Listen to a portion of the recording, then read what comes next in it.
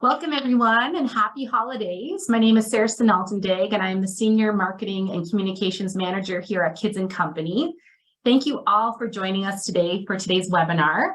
We would like to welcome Jenn Abbatiello, founder and certified parent coach of Your Transformed Family. Your Transformed Family guides and supports families around the world to end frustration, guilt, and chaos while finding more peace, calm, and connection to parent with confidence. Today, Jenn will speak about managing the chaos that can build during the holiday season. She will share tips on how to avoid stress and return to a more peaceful state of mind during this joyous time of year. We're so thrilled to have Jenn join us today. If you have any questions throughout the session, please use the Q&A function or the chat function at the bottom of your screen, and we will ensure that it will be addressed at the end of the session. Over to you, Jenn. Thank you. I'm so excited to be here. I know the holidays can be filled with lots of excitement and lots of expectations, and sometimes it can be really hard and frustrating when things don't live up to this vision that we had of this magical holiday season. So we're going to jump right in. Let me just share my screen and maybe someone give me a thumbs up to let me know you see it okay. Yes, you're good to go. Amazing. Thank you. So as Sarah mentioned, we are going to talk about how to have a little bit more calm, peace, and connection in the holiday instead of maybe frustration and chaos. And so today's session, we're really going to focus on a few key challenges that I often hear come up during the holiday. So it's going to be a really practical session on things that you can do as soon as you leave this workshop to set yourself up for success. The only thing I want to say with a caveat is these are tips and tricks that are really rooted in a secure attachment with your child. If that is missing, it makes it really hard for some of these tools and strategies to work. And so I often hear parents when they first start coming with me like, oh, I gave my child choice, or I did this and it didn't work. Well, it depends what our intentions were, and it depends whether we were really rooted in that safety and security that our kids are longing for in order to cooperate. So that's the caveat I give, that if these you go in, practice, and they don't work, please message me, because there's usually an underlying reason as to why not. I'll tell you a bit more about myself in a few minutes, but I have done a couple of workshops with Kids & Co. this past year. So you may have met me and you may be familiar with me. And if you're not, like I said, I'll tell you a bit more about myself in a few minutes, because I was that struggling mom who was pulling her hair out, having to get my kids to really cooperate, and without that chaos and that frustration, and I was a yeller. So I'll give you a bit more about my background. But I can imagine that we want to create so many memories for our kids, whether you celebrate Christmas or Hanukkah or any other holiday or just a time together. We are spending more time as a family, and that sometimes could have expectations of these beautiful memories we want to create for our kids to look back on. But sometimes we don't live up to those. Oops. And so maybe it could be, instead of a child opening a present and being super happy with whatever they get and beautiful, maybe there's a lot of feelings around, that's not what I wanted, or really angry. And your thoughts might be like, am I raising an ungrateful child? And what monster have I created? You're not alone. Maybe you're hoping for, and you see on Instagram and all social, these beautiful curated family photos with matching outfits, and your child won't even put on an outfit that you bought for them. Can you relate to that? I was on a call with a client yesterday, and she actually asked me to share her story. She's been a mom who we were really talking about the journey that she's gone through from the time we started working together. And when we started working together, she struggled comparing herself to other moms, including her own mom, who she held on this pedestal of having this really idyllic childhood. And so she's like, I couldn't live up to any of those things. And I felt all the things I should be doing, I wasn't. But now she has learned to have inner confidence, to be the mom she wanted to be. When other moms are having a hard time, she often hears them say, they think, what would Kate do in this situation? And so what is this photo that she wanted me to share? She has a 4.5-year-old and an 18-month-old, and her 4.5-year-old She shared that lets her know what his needs are when he needs time alone, that he doesn't want play dates on weekends because he sees his friends during the week and really wants to spend some time with his family. He lets her know when he needs help with his little sister instead of resulting to hitting or getting really angry. And the reason this was possible for Kate is not only did she model these behaviors for him, she guided him to understand his feelings. And so the story behind this Christmas photo is she looks very happy, and she is, but her 18-month-old was refusing to get on Santa's lap. And so there she is holding her 18-month-old daughter, when in the past, she says she would have forced her child to sit on Santa's lap, and it would have been one of those photos with the screaming baby on Santa's lap. But here she surrendered to the idea that her child didn't feel comfortable on this stranger's lap. What about her 4.5-year-old? I don't know if you can tell in this picture, but he's wearing snow pants and his face is covered with chocolate. Again, normally she would have really fought tooth and nail for him to wear the outfit that she picked up. She would have fought to get his face clean, but here she just surrendered to, my kids are happy. I'm accepting them, creating a safe and nurturing environment for them to be who they are. And so that could be really hard and uncomfortable for a lot of us because we have to let go of maybe this photo here on the left of what we wanted things to look like, but really accept that here she's happy and she knows deep down her kids feel good too. What about this? I don't know how many of you, I come from an Italian family we're just talking about, and there's lots of people around the dinner table, and it's like there's so much food, from like the pasta to the meat to like so many courses, and we sometimes expect our kids to be able to sit and eat and do those things, but maybe you have the child who's going to like leave the table, flip the table. I am done with this. And it could be super stressful when you have maybe extended family that have different expectations of what your child should be able to do. Or maybe instead of, the doting grandparents that, get the kids involved in different activities, maybe you have, the mother or father who is like, I wouldn't let them get away with that. I would do this, I would do that, you shouldn't do this. Does that sound familiar to any of you? All of these situations can bring up so much more stress, anxiety, and frustration around the holidays. And I get it, because I've lived through all of these myself. So who am I? I'm the mom who struggled. I am the mom who struggled with postpartum depression and really walked out on her family because I couldn't take it anymore. I didn't know what to do. I had to learn a different way.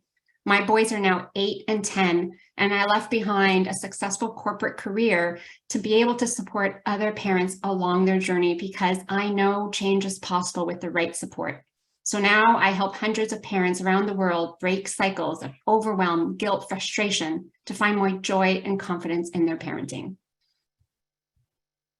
What are we going to cover today? Like I said, it's very tactical and a lot of tips and strategies can go in and practice today, but please be mindful if they don't work, there's usually another reason. So we're going to look at how do we support our child through disappointment?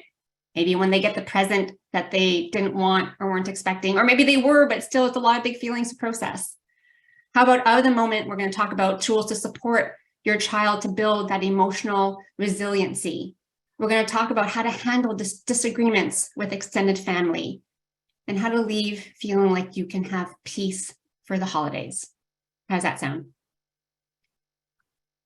So let's talk about dealing with disappointment.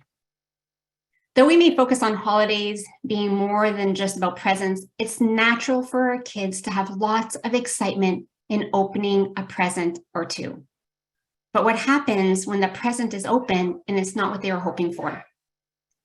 You're not alone. Research shows that over half of kids, 52% between the ages of 3 and 13, have shown disappointment in the presents they received, even if the present was something chosen off of their wish list. It may leave us worrying that we are raising a spoiled, ungrateful child. That's not what I asked for. Are there more presents? That's all? So what can we do to help support our child through those feelings? One of the strategies that I've talked about at other workshops, because it is so powerful, is emotional preparation. By asking your child some questions ahead of time, out of the moment, a few days before, even this week, It gives them an opportunity to explore scenarios that they would necessarily not think about.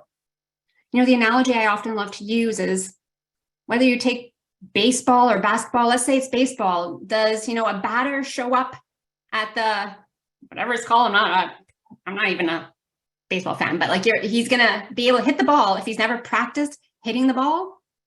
So we need to go to the batting range and practice hitting the balls. We need to practice so that when the game day comes, we have some preparation. Doesn't mean it goes perfectly, but we have an idea of what to expect and how to deal with it. And so it's not in the moment that we really help our child with these feelings. In the moment, we're just trying to get through. We're just trying to survive. It's out of the moment that we help prepare for that game day. So what are some questions that we can ask our kids ahead of time to help them prepare for maybe those feelings of disappointment? One is, who are you most excited to see? You know, I live in Ontario, but my family is in Montreal. So we go to Montreal for the holidays every other year. And so when we talk about who we're excited to see, because there's lots of family in Montreal, you know, my kids will talk about, we're excited to see Uncle Nick, and we're excited to see Christopher, their cousin, we're excited to see so-and-so and so-and-so. So you build the excitement around more than just the presents. Another question might be, what present would you most like to receive? What present are you most excited to give? So it's not just about getting presents. It's like there's joy in giving presents and helping them feel excited about, we talk about, you know, what would so-and-so like to receive? Like their Nana, we're like, what do you think Nana would like as a present?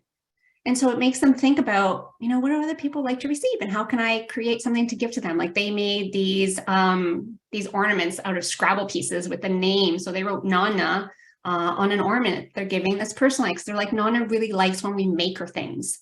And so having them think about gifts that they want to maybe give.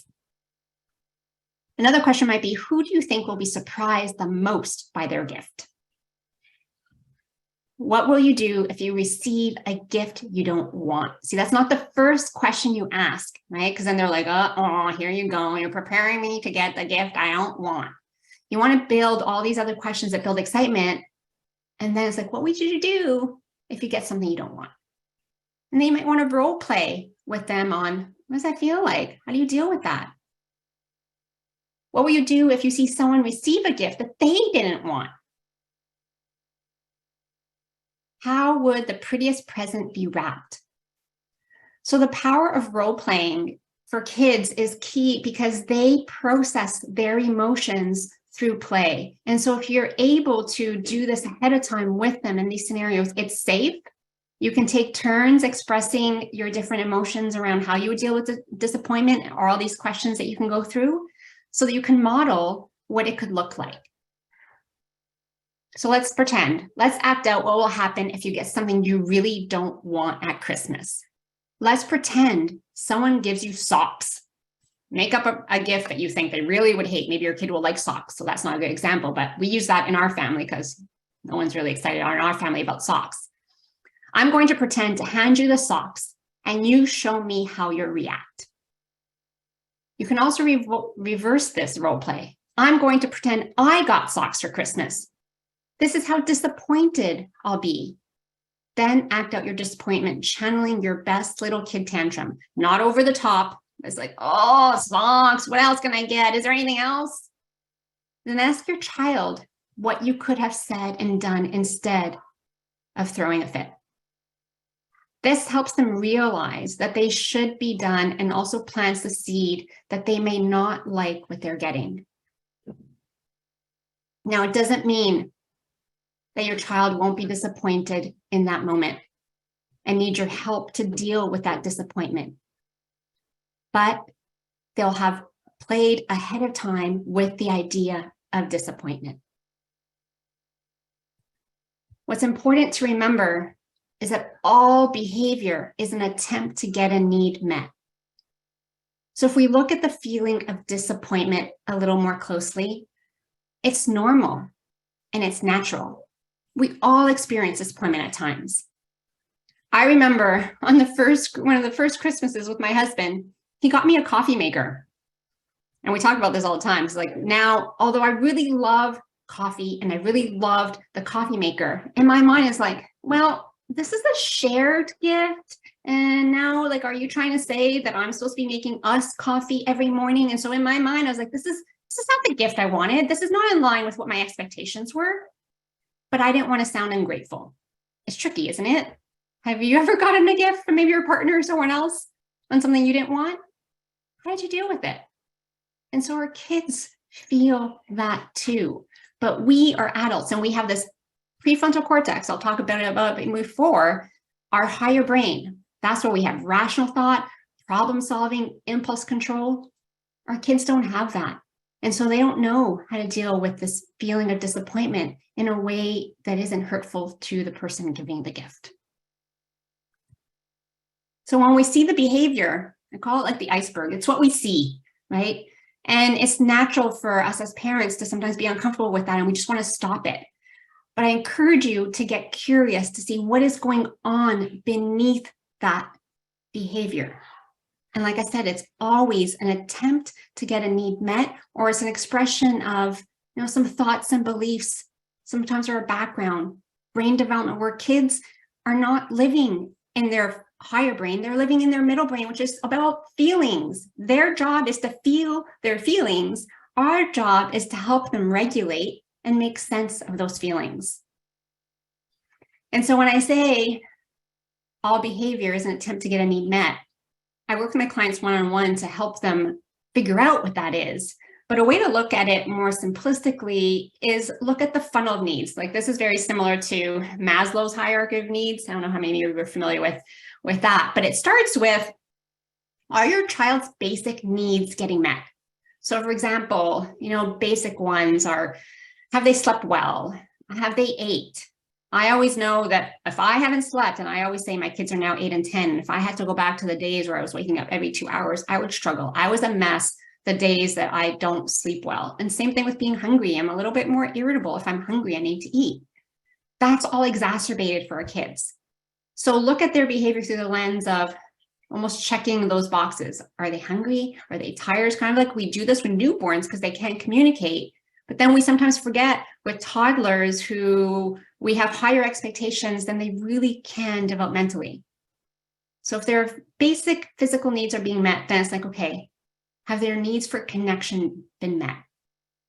Holidays can be really busy, especially if we have, lots of commitments, and we might want to think that our child's going to just drag along with us, but for them, it might be, it's too much. What about sensory?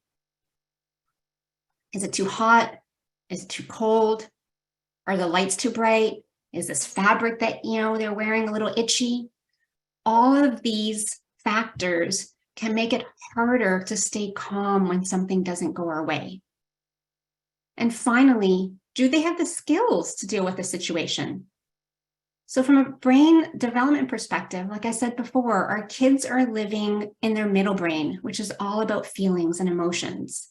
Their prefrontal cortex, which is the higher brain, impulse control, problem solving, doesn't start coming online till age 7 and isn't fully developed until in mid-20s. And the thing with our brain, it's a muscle like any other muscle. If it isn't practiced and developed, it doesn't develop. I know many of us probably know people who have trouble with anger and frustration and how to deal with those because they never learned. Many of us grew up in a generation where we didn't talk about feelings. You just did what you're told because that's what you do, or whatever it was. But our parents didn't sit with us in those discomforts saying, you must be so disappointed. Like, those weren't words that ever came out of my parents' mouth. I don't know about your parents. And so we don't know how to do it. And so, is there a question, Sarah? We're good? Okay. No, sorry, Jen. My camera just came on. Continue.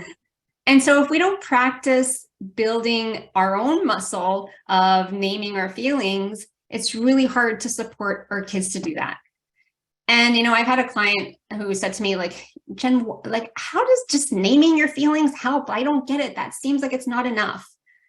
And there is research, and Daniel Siegel says that the idea of name it to tame it. And the reason that's so powerful is when we name our feelings, we're creating this integration between our brain and our body, which helps reduce the intensity of those emotions.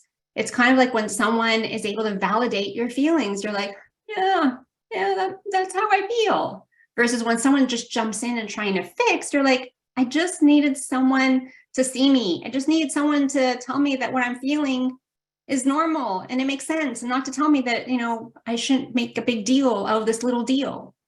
Because that has never, and I've used it with my kids, trust me, I've used it with my son, and he even practiced that at OT, and I was like, I can't use that idea of little deal, big deal, because his answer to me was, everything's a big deal at home.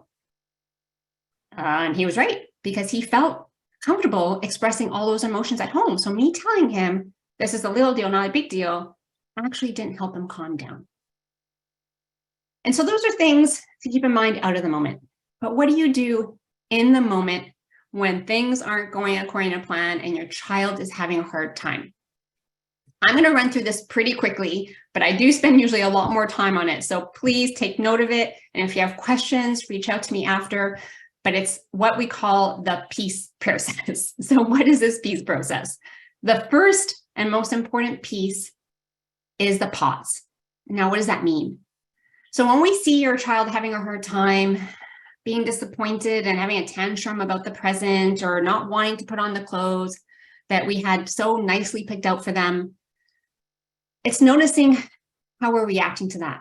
Maybe, our heart is racing a little faster. I just had a client call where he says he clenches his fists. Maybe you're feeling a little red. That is your cue to pause and practice your own calming tool.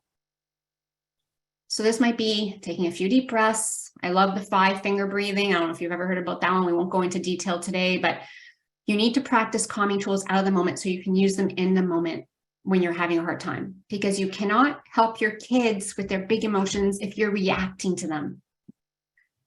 Once you're able to regulate yourself, then you're able to have some empathy on what is going on for them. And this is, like I said, the idea of name it to tame it, because if we're able to put words to the feelings, we're able to diminish the intensity of the feelings, not fixing, focusing on naming. And so here, you haven't said anything yet. These are just kind of, you're trying to look at the situation, what's going on, again, thinking about the funnel of needs, like what, are they hungry? Are they sleepy? Do they need connection? Did they need some understanding of their feelings? You're going through what is going on. And then acknowledge your own thoughts. Are they if you think they're being ungrateful, they're being selfish, those aren't true. In those moments, your child is doing the best they can and they need our help. And then you can communicate with compassion. If we go back to the disappointment, that wasn't what you were expecting, was it? Zip it. Sometimes we talk too much. And when our kids are in their feelings brain, they aren't really hearing. They hear a few words. Otherwise, it's like, wah, wah, wah, wah, wah.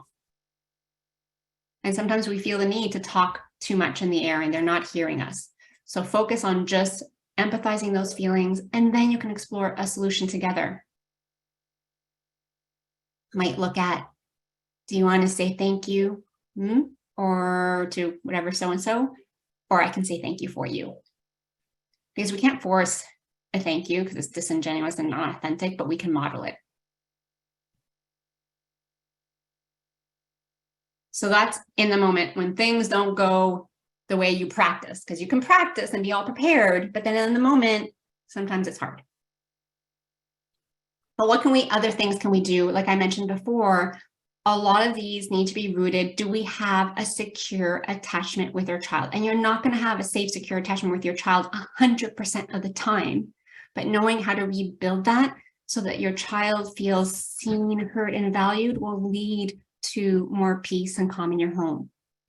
Most of the parenting strategies fail to work because you don't have this secure attachment. And 50% of us do not grow up with a secure attachment.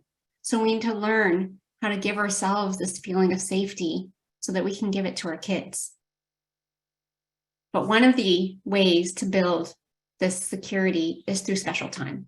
So let's look at how to do special time in a way to build secure attachment.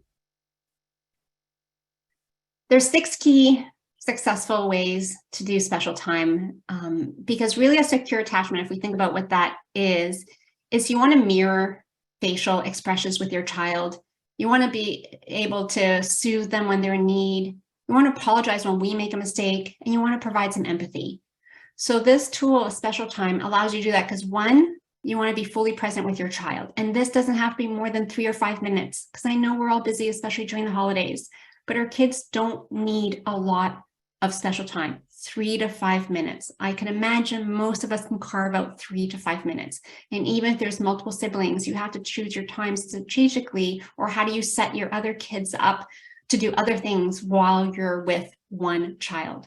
So fully present, that means, put these beautiful devices that have so many wonderful benefits, but also so many not so wonderful benefits, put it away, turn it on silent, get on the ground with your child. You want to make that eye contact. You want to really see them. Just you and your child, no other siblings. Enter their world.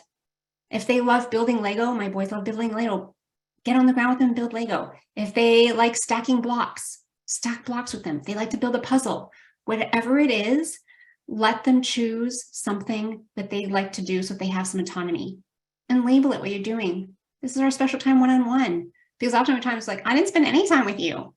Now that wasn't enough, because they seem to forget or they don't think of it. But if we make it special, they remember it. And it's not our job during those times to ask questions. We really want to focus on describing and mirroring your sportscasting. Oh, you're putting the big block on top of the little block. Which block are you going to put next? Might not be like, that could be a good question, because you're like, what are you doing now? But we don't want to take the lead. We want to be in the back seat, and we want to be sportscasting. And here it says 10 to 15 minutes, but even 3 to 5 minutes is more than enough. And what you're doing here is you're helping your child feel connected to you. And kids, like I said, process all of their big emotions through play. So watching and seeing how they interact, let's say they have 2 figurines, and like, what discussions are they doing? They're having, that is their way of processing what's going on for them. So you just taking a back seat and watching and sportscasting helps them work through those feelings and helps boost confidence as well. Some other ways we can build regulation skills, because at the end of the day, is our job as parents is to go coach and to guide. In the moment, we're just trying to get through it. These are strategies you apply out of the moment. So some games that I love playing with kids is red light, green light, freeze dance. I'll talk about, what is the other one? Duck, duck, goose, Simon Says, and I'll talk about the other ones in a minute. But the red light, green light, freeze dance, all those things, kids don't realize it because they're having fun, is teaching impulse control, right? When you say red light and they have to stop, they have to listen, hear the words green light, they go. And then when you hear red light, they're like, oh, they need to process. They said to stop, freeze. It's teaching impulse control and regulation. Same thing with freeze dance. Mama bear, baby bear, or whatever you want to call it. This is a great one for kids who struggle with aggression and need to get that out. And like I was saying with my husband, when I was in labor, he's like, I saw a different side of you, the sounds you're making, all that. And I was like, I don't even remember. I was totally having this out of body experience. And the same with their kids, because if they're given permission in that moment to be like, ground, all this aggression is coming out and releasing. There's even, I think, a video by Irene Lyon who like talks about like pressing and holding, squeezing someone's hand and making whatever grunting sounds and things you need to do. And that releases all of these emotions that we might be stuffing inside, and our kids stuff it inside, especially throughout the day where they wait till they get home to release it. So doing it proactively in a game like Mama Bear, Baby Bear is amazing. The bubble game, the reason I love the bubble game, and this could be with bubble gum, or if you choose not to do that, like we did, just blowing bubbles with, blowing. And the reason that's helpful is it teaches them how to do that breath when in the moment. My kids used to say, I can't breathe. But if they practice blowing a bubble, or like they're blowing out candles, that is a way to help a slow exhale, right? Because if you're doing, that's not helping regulate your nervous system. You want to be able to take a slow breath in and a slower breath out, like you're blowing the bubbles. And so when you practice this out of the moment, it makes it more accessible in the moment. Jenga, the reason I love the game Jenga is, things don't, like we talk about, don't always go as planned. And that's the idea of Jenga, is that you take one from the bottom, you put it on top, and sometimes that's going to collapse. And so one, that teaches our kids how to start doing it, like slowly pulling it out. But then also when they put it on top, it falls. How do we deal with that disappointment, frustration? Oh, let's build it again. That's really frustrating. It toppled. Do you want to build it again? And all of these help for in the moment, when you show up for that baseball game and you want to hit that home run. let's move on to the final key challenge during the holidays, which is our beautiful, maybe not so beautiful extended family disagrees with our decision of how to parent, or they have their own opinion. So here, the important piece is really getting clear on why something is important to you. Because if you're kind of unclear about your parenting decisions and what you allow or don't allow, it's easy to be influenced or to feel judged by someone else. But really, the only person you need to convince about your parenting decisions is you. And so if you've taken the time to really think about what is important to you and why, you won't have to be convincing anybody else. What you will have to do is you don't have to ask them to respect. Well, you will have to ask them to, how do they support your decision? So I'm making a decision and realizing that I'm the one who needs to make the decision because I'm the leader of this family. Once upon a time, yes, you were my mom or you were my dad or whatever the situation is. But right now in this moment, this is your child and you're the only person that needs to approve your decision. Look, I know we're both, if you think about you want cooperation, we're both on team. My son's name is Nathan. We're both on team Nathan. I've decided to keep bedtime at 7. And this is a real example with my family because I know when my older son doesn't get the rest he needs, it makes the next day really hard for him and for me. And so we've always really protected bedtime. And my parents were like, well, when you were growing up, we'd go to so-and-so's house and you'd fall asleep on the couch and it didn't matter and you were fine. Maybe that's true. But ultimately, I know in my family, that's not the decision we've made. So I'd say is like, I know we're both on team Nathan. I decided to keep their bedtime at 7. I know you don't need to agree, but I do need you to respect and not make comments about it around Nathan. Because if Nathan heard that story of us growing up and kids and sleeping on the sofa, he'd be like, I don't want to go to bed at 7. So you're not asking your extended family to agree, but you want their support and you don't want them to disagree with you in front of your child, because then that makes it really hard for your child. And then your comment could be, I feel really good about the decision I've made. Again, I don't need you to agree. I do need you to respect my parenting decisions. And so getting away from trying to defend our decisions will allow you to set the foundation of what are your boundaries. And this is not easy, right? It has to do a lot of inner work around getting comfortable setting boundaries. The other boundary I've had to set with my family is my father is still like a 3-year-old and has a lot of anger issues. And it's almost like a ticking time bomb on what's going to set him off. And so that used to ruin my holidays with him. And so now we have this expectation of, if he doesn't respect our parenting decisions, we're going to have to stay elsewhere because we travel to Montreal to be with them and we stay with them. I don't have to do that. If that's becoming too stressful for me, I don't. But for them, it's really important that we do. So then that's his choice. You either respect our parent decisions or we're going to stay with my brother or we're going to rent an Airbnb and we'll come for Christmas lunch, but that's it. It may sound easy and you might be thinking, yeah, that's good for you. But it took me a long time to be able to have that inner peace of I'm doing the right thing to protect my sanity and my safety. And I don't have to please anybody else but me. So I hope you found some of these strategies helpful. There is also a blog that is on the Kids & Co website that has additional tips and strategies on how to have more peace for the holidays if you haven't read, I really encourage you to check it out. And if you're ready to end the power struggles, for being here and through the Kids & Co webinar, you actually have access to my most demanded webinar, which is learning the secret behind what you might be doing to make your parenting harder. I'll put the link in the chat, it's a $50 value, but if you join the waitlist today, you will get that access in January for free. So let me put that in the chat. And I think it's also going to go out in the email. Is that right, Sarah? Yes, it will in the follow-up email. Yep. Yeah. So let me just put it in the chat for anyone that wants to get it now. Where is the chat? I'm going to stop sharing.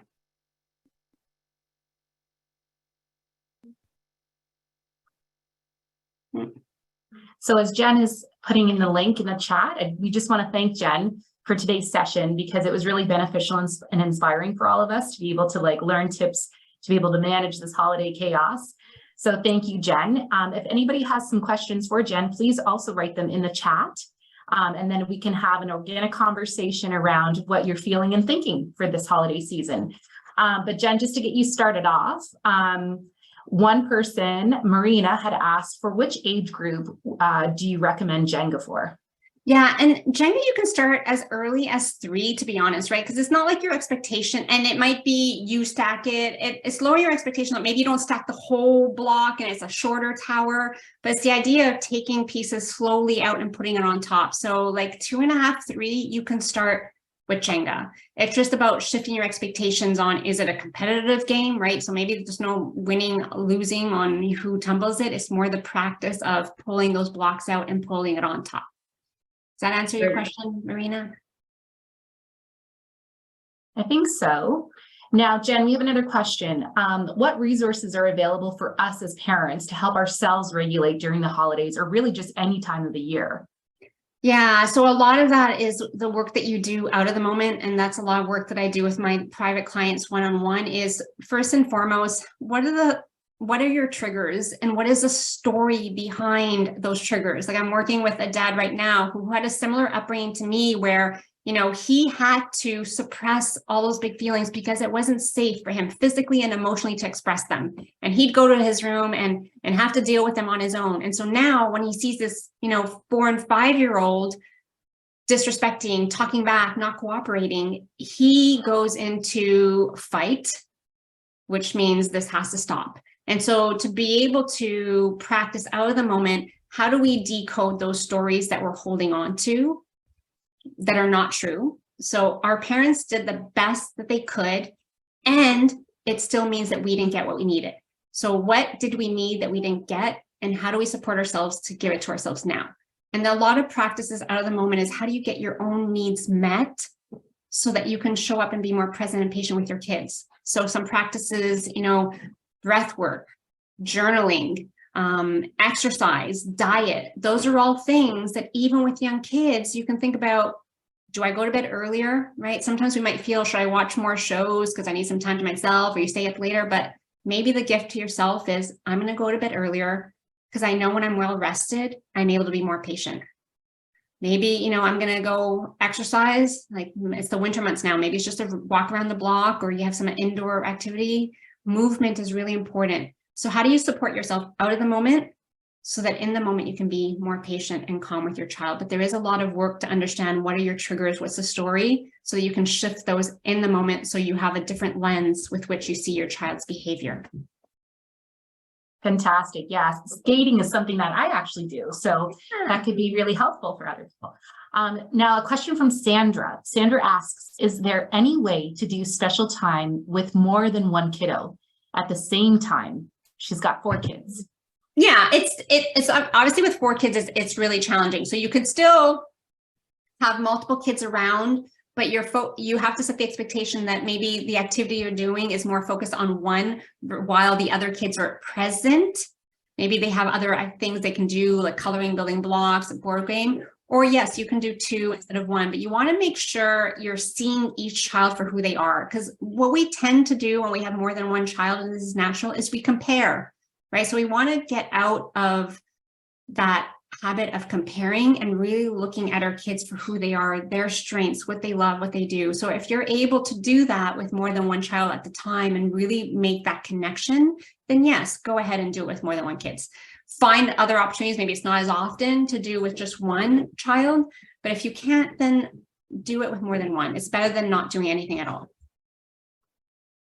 Now, Robin has asked, my 4-year-old son gets very excited with family gatherings. How can we help him regulate this excitement?